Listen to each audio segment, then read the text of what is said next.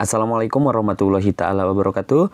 Untuk video kali ini kita akan meneruskan pembahasan soal penilaian akhir semester mata pelajaran IPS kelas 7.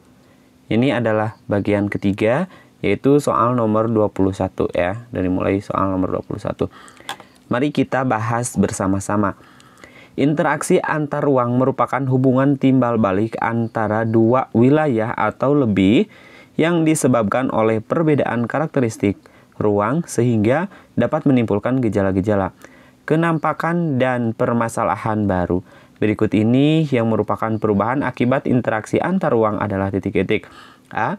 Seseorang menanam tanaman untuk kebutuhannya sendiri. B. Penduduk tetap bermata pencaharian sebagai petani untuk yang tinggal di daerah rendah. C. Lahan pertanian tidak berkurang. D. Penduduk Jawa yang semula terdiri atas suku Jawa sekarang menjadi beragam etnik. Jawaban yang tepat adalah, yang ditanyakan di sini yaitu yang merupakan perubahan akibat terjadinya interaksi antar ruang. Jawaban yang tepat adalah penduduk Jawa yang semula terdiri atas suku Jawa sekarang menjadi beragam etnik. Nah, jadi dengan adanya interaksi antar ruang yang tadinya itu adalah terdiri hanya satu suku, melainkan ketika sudah terjadi interaksi atau terjadi hubungan timbal balik antara dua wilayah, yaitu wilayah misalkan suku Jawa dengan suku Sunda. Nah, ketika mereka melakukan perkawinan sehingga memiliki suatu keturunan dan menjadi sukunya itu beragam ya. Tidak hanya suku Jawa saja. Soal berikutnya, nomor 22. Aspek ekonomi adalah aspek geografi sosial yang berkaitan dengan hal-hal ekonomis. Aspek ekonomi itu sendiri membahas tentang bagaimana perusahaan berkembang yang tentunya impactnya positif terhadap pendapatan yang diperoleh. Berikut adalah implikasi letak Indonesia terhadap aspek ekonomi kecuali titik-titik. A. Memungkinkan penjualan berbagai macam komoditas ekspor ke negara India, Tiongkok, dan negara-negara di Eropa. B. Terbukanya lapangan pekerjaan bagi penduduk di sekitar pelabuhan. C. Menjadikan wilayah Indonesia beriklim tropis dengan suhu udara yang stabil. D. Mendapatkan berbagai macam jenis barang sebagai akibat perdagangan internasional. Jawaban yang tepat yang berkaitan dengan implikasi letak Indonesia terhadap aspek ekonomi berikut ini kecualinya itu adalah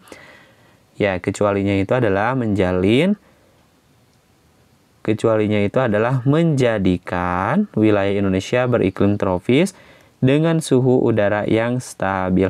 Nah, kalau memungkinkan penjualan berbagai macam komoditas ekspor ke negara India, ini sangat memungkinkan sekali karena kenapa? Karena letak Indonesia terhadap aspek ekonomi ya, implikasi atau terjadinya aspek geografi sosial. Pasti akan terjadi atau memungkinkan terjadinya penjualan berbagai macam komoditas ekspor. Itu pasti. Yang kedua, terbukanya lapangan pekerjaan bagi penduduk di sekitar pelabuhan. Ini termasuk ke dalam implikasi atau penerapan letak Indonesia terhadap aspek ekonomi. Nah, sementara yang C, kenapa yang C jawabannya? Yaitu karena berkaitan dengan iklim. Iklim ini kan keadaan rata-rata cuaca. Nah, keadaan rata-rata cuaca ini yang tidak stabil. Keadaan rata-rata cuaca ini tidak termasuk ke dalam aspek geografi sosial yang berkaitan dengan hal-hal ekonomi ya. Melainkan ini adalah berkaitan dengan alam atau secara langsung ditentukan oleh Tuhan ya, seperti itu. Sementara mendapatkan berbagai macam jenis barang, ini mendapatkan berbagai jenis barang itu akibat terjadinya perdagangan internasional. Nah, perdagangan internasional ini masuk ke dalam aspek ekonomi atau termasuk ke dalam aspek perekonomian. Dan pekerjaan pun ini yang B masuk ke dalam salah satunya adalah bisa termasuk ke dalam aspek ekonomi. Soal berikutnya nomor 23. Program memiliki jenis yang sangat banyak dan beragam, bahkan jumlahnya tidak terhitung lagi. Beragam tumbuhan dan hewan tersebar di seluruh muka bumi, baik di daratan maupun di laut. Fauna juga memiliki banyak kelompok yang beragam di tiap daerah. Contohnya, seperti burung cendrawasih yang merupakan fauna endemik asli dari Papua. Papua endemik yang berasal dari Jawa adalah badak bercula satu. Fauna memiliki nama imbuhan geografi, contohnya seperti hewan Asia, hewan Australia, dan hewan peralihan. Fauna dan flora di Indonesia di bagian barat sama dengan fauna dan flora di Asia karena titik-titik. Indonesia bagian barat pernah menjadi satu dengan Asia. B. Tiap wilayah mempunyai jenis fauna tertentu. C. Fauna di Indonesia bagian barat berasal dari Asia. D. Tiap fauna dan flora dapat hidup di berbagai iklim. Jawaban yang tepat adalah jawaban yang tepat bahwasanya fauna dan flora Indonesia bagian barat itu sama dengan fauna dan flora di Asia karena Indonesia bagian barat pernah menjadi satu dengan Asia. Jawabannya adalah yang A. Soal berikutnya nomor 24. Cadangan minyak bumi Indonesia terus berkurang seiring dengan pengambilan atau eksploitasi yang terus dilakukan. Ada yang memperkirakan dalam kurun waktu 14 tahun ke depan cadangan tersebut akan habis dan Indonesia terpaksa harus membeli atau mengimpor dari negara lain. Berikut adalah upaya pencegahan kecuali titik-titik. A. Menggunakan minyak bumi secara hemat. B. Ditemukan cadangan baru yang diperkirakan masih besar. C.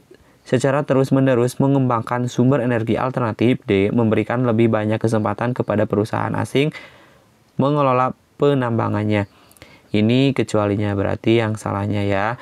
Jadi upaya pencegahannya itu yang tidak tepat itu adalah yang D, yaitu memberikan lebih banyak kesempatan kepada perusahaan asing mengelola penambangannya. Ya, jadi bukan diberikan kepada perusahaan asing, melainkan harus dikelola oleh perusahaan yang ada di dalam negeri ini, yaitu dengan cara menggunakan minyak bumi secara hemat, tidak secara boros. Terus juga ditentukan cadangan baru yang diperkirakan itu masih besar. Terus yang ketiga adalah secara terus-menerus mengembangkan sumber energi alternatif. Soal berikutnya nomor 25. Rawa gambut adalah sebuah tanah basah yang berisi gambut.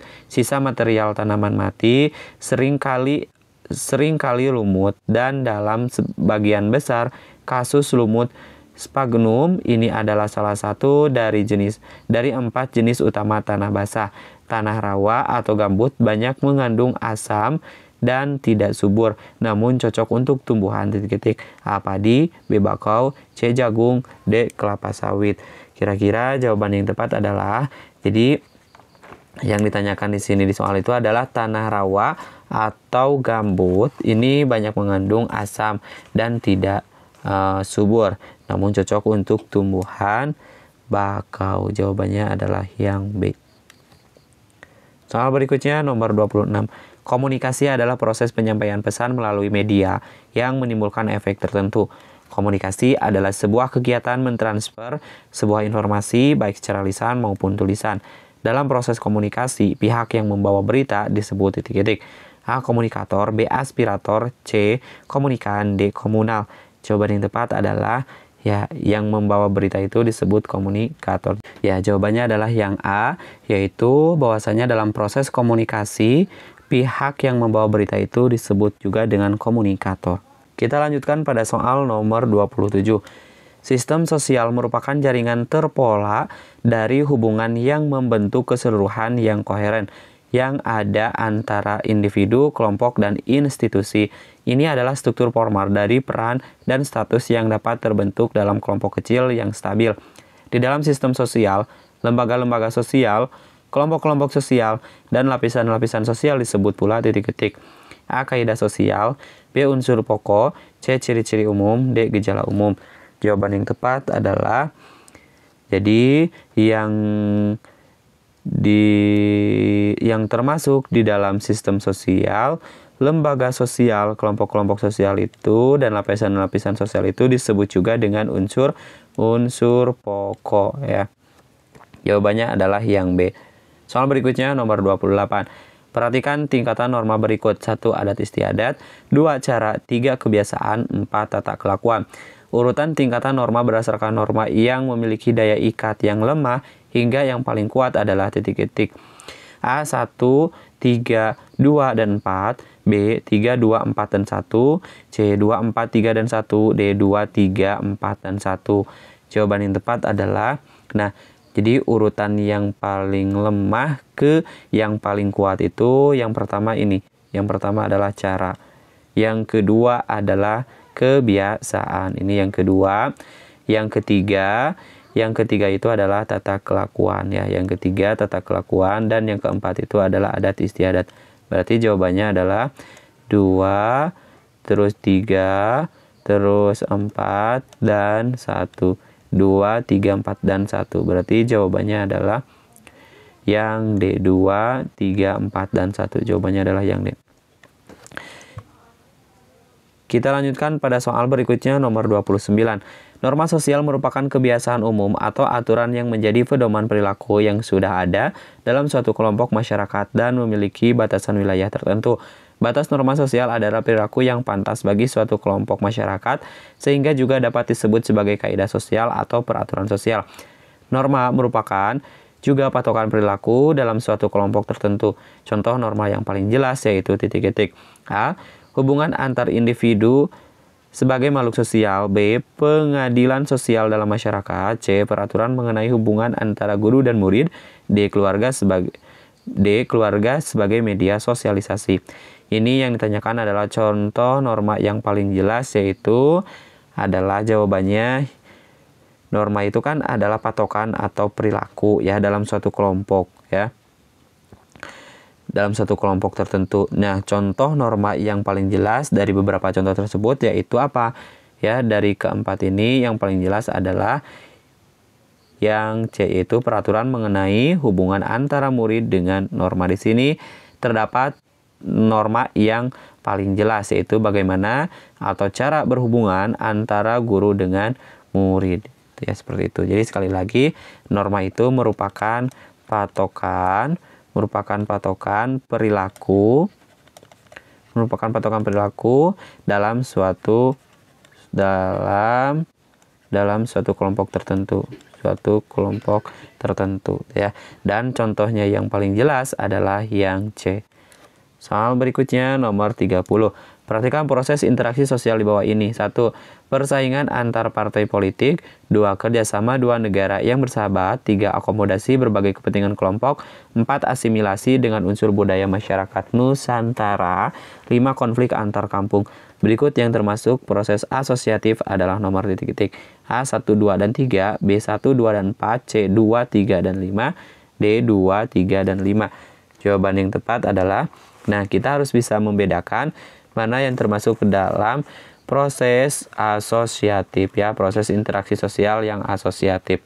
Nah, proses yang termasuk asosiatif itu adalah kerjasama, akomodasi, dan juga asimilasi. Nah, kalau persaingan dan juga konflik ini masuk ke disosiatif ya.